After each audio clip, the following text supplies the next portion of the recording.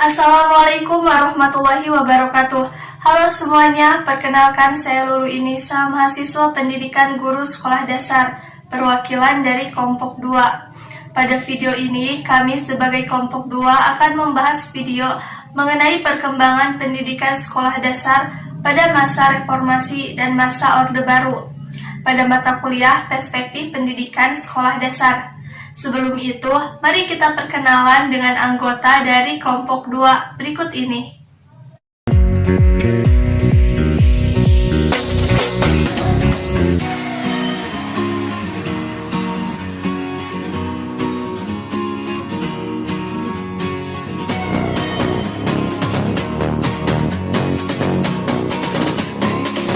Materi yang akan disampaikan adalah kurikulum pendidikan pada masa Orde Baru, perkembangan pendidikan Islam pada masa Orde Baru, kurikulum pendidikan pada masa reformasi, dan perkembangan pendidikan Islam pada masa reformasi.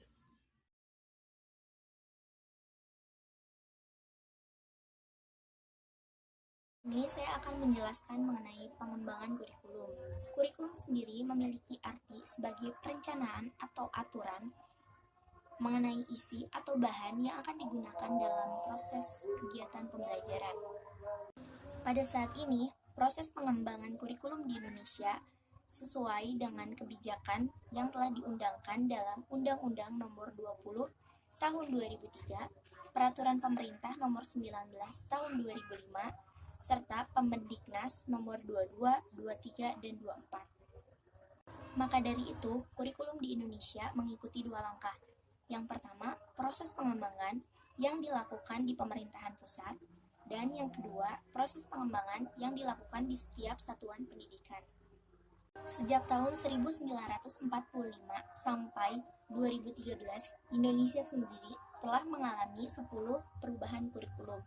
Namun di sini saya akan lebih menjelaskan mengenai kurikulum di masa Orde Baru dan kurikulum di masa reformasi.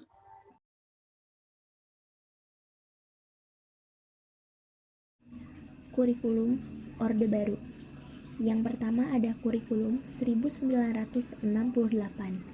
Lahirnya kurikulum ini dipengaruhi oleh sistem pemerintahan Orde Lama ke sistem pemerintahan Orde Baru. Kurikulum 1968 melakukan perubahan struktur dari Pancawardhana dan menekankan pendekatan organisasi materi pelajaran menjadi kelompok pembinaan jiwa Pancasila, pengetahuan dasar dan kecakapan khusus. Kurikulum 1968 ini memiliki 9 mata pelajaran dan kurikulum 1968 berjalan kurang lebih 6 tahun. Selanjutnya ada kurikulum 1975. Kurikulum ini menekankan tujuan pendidikan yang lebih efektif dan efisien. Jika penilaian kurikulum lainnya diberikan pada akhir semester atau akhir tahun, kurikulum ini justru memberikan penilaian pada akhir pelajaran atau pada akhir satuan pelajaran tertentu. Kurikulum 1984. Pada kurikulum ini, metode praktik sudah mulai digunakan. Jadi, cara penyampaian materi tidak hanya melalui metode ceramah saja. Pada kurikulum ini berpusat pada anak didik melalui cara belajar siswa aktif atau CBSA. Lalu yang terakhir ada kurikulum 1994. Kurikulum ini merupakan penyempurna kurikulum sebelumnya, di mana kurikulum ini menjawab kebutuhan sosial di masa depan. Namun, kurikulum ini banyak dikritik karena dianggap terlalu berat.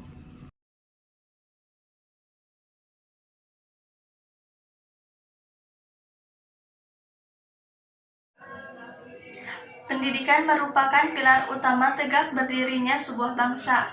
Pendidikan juga merupakan salah satu jalan ikhtiar seseorang untuk merencanakan masa depannya sebagai bagian dari generasi penerus bangsa.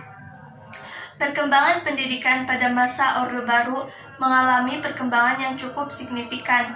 Salah satunya perkembangan pendidikan Islam yang mendapatkan respon positif di mata pemerintahan. Di antaranya, dengan adanya lembaga pesantren yang mulai mendirikan madrasah yang terbagi menjadi 3. Yang pertama, Madrasah Ibtidaiyah yang setara dengan SD.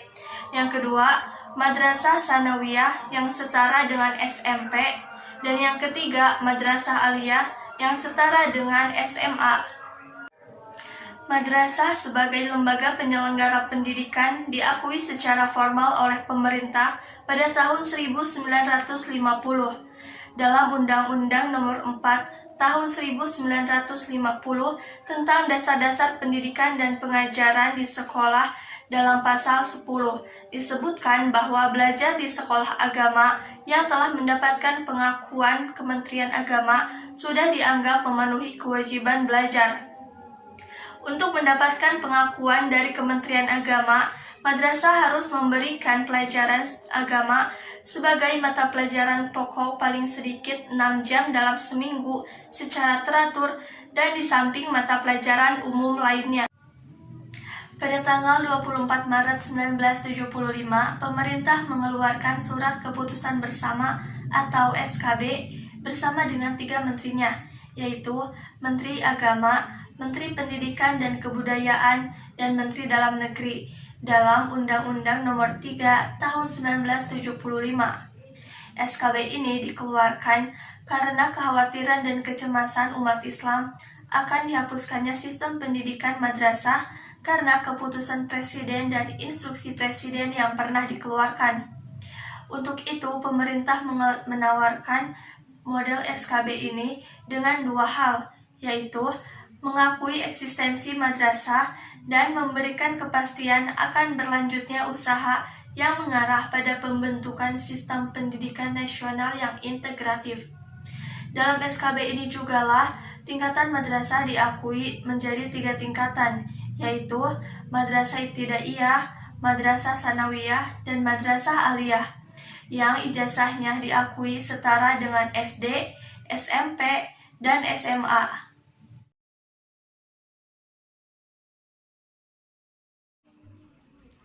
Kurikulum reformasi. Yang pertama, kurikulum 2004 atau kurikulum berbasis kompetensi KBK. Pembentukan KBK menjadi bentuk inovasi kurikulum dan munculnya KBK seiring dengan semangat reformasi.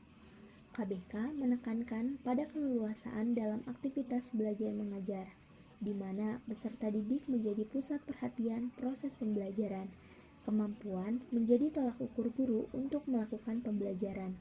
Namun, KBK tidak bertahan lama karena dianggap menjadikan peserta didik sebagai kelinci percobaan. Pada waktu itu, pemerintah masih menentukan kurikulum yang mana yang pengaruhnya lebih besar. Selanjutnya, kurikulum 2006 atau kurikulum tingkat satuan pendidikan KTSP. Kurikulum ini berpedoman pada standar kompetensi, kompetensi dasar, standar isi, dan standar kompetensi lulus. Kurikulum ini memiliki permasalahan karena kurikulum ini masih terlalu padat, bisa dilihat dari banyaknya mata pelajaran serta banyaknya materi. Lalu yang terakhir adalah kurikulum 2013 atau Kurtilas. Kurikulum 2013 diharapkan dapat melengkapi kekurangan kurikulum sebelumnya. Kurtilas disusun dengan mengembangkan dan menguatkan sikap, pengetahuan, dan keterampilan secara berimbang. Penekanan kurikulum 2013 ini adalah penguasaan pengetahuan dan keterampilan yang mengembangkan sikap spiritual dan sosial sesuai karakteristik. Kurikulum 2013 diyakini sebagai langkah strategis untuk menghadapi tantangan globalisasi, di mana sumber daya manusia harus berpikir jernih dan kritis.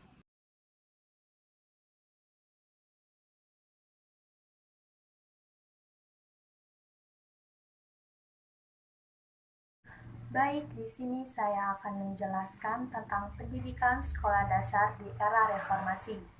Pemerintah di era reformasi lahir sebagai koreksi, perbaikan, dan penyempurnaan atas berbagai kelemahan kebijakan pemerintahan Orde Baru yang dilakukan secara menyeluruh yang meliputi bidang sosial, budaya, dan pendidikan. Berbagai kebijakan tersebut diarahkan pada sifatnya yang lebih demokratis, adil, bertanggung jawab dalam rangka mewujudkan masyarakat yang adil, makmur, tertib, aman, dan sejahtera. Pemerintah di era reformasi telah melahirkan sejumlah kebijakan strategis dalam bidang pendidikan yang pengaruhnya langsung dapat dirasakan masyarakat, seperti kebijakan tentang pembaruan Undang-Undang Sistem Pendidikan Nasional dari Undang-Undang Nomor 2 Tahun 1918 menjadi Undang-Undang Nomor 20 Tahun 2003. Peningkatan jumlah anggaran pendidikan yang amat signifikan, perubahan kurikulum, peningkatan mutu pendidikan melalui program sertifikasi, pendekatan dan metode pembelajaran ke arah yang lebih terpusat pada peserta didik, penerapan manajemen mutu terpadu atau TKM, penguatan pendidikan agama dan akhlak mulia, kerjasama antar lembaga pendidikan, serta perubahan paradigma baru. Apa sih yang dimaksud dengan paradigma baru di sini? Maksud dari paradigma baru dalam reformasi pendidikan yaitu tentang pemahaman pembaruan dalam hal pendidikan, baik sistem yang dilaksanakan, serta pembelajaran yang bertujuan untuk mengembangkan potensi setiap pelaku pendidikan kepada arah yang lebih baik.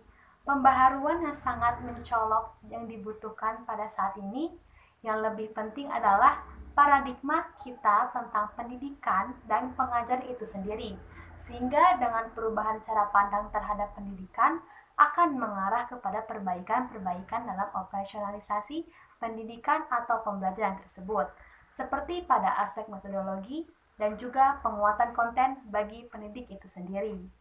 Maka dari itu, pendidikan dasar yang menjadi salah satu komponen terpenting dalam suatu proses pendidikan, tidak terkecuali harus ikut tumbuh dan berkembang seirama dengan adanya isu reformasi pendidikan yang sedang menggelindingi di era pembangunan bangsa Indonesia dewasa ini.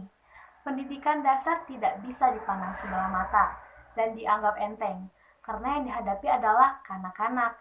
Bahkan, pendidikan pada usia dasar ini akan menjadi fundamental yang kokoh bagai keberlanjutan pendidikan manusia berikutnya. Baik, mungkin hanya itu saja yang saya dan teman-teman saya sampaikan. Saya perwakilan dari kelompok 2. Mohon maaf bila ada kekurangan dan salah-salah kata. Wabillahi taufiq wal hidayah. Wassalamualaikum warahmatullahi wabarakatuh.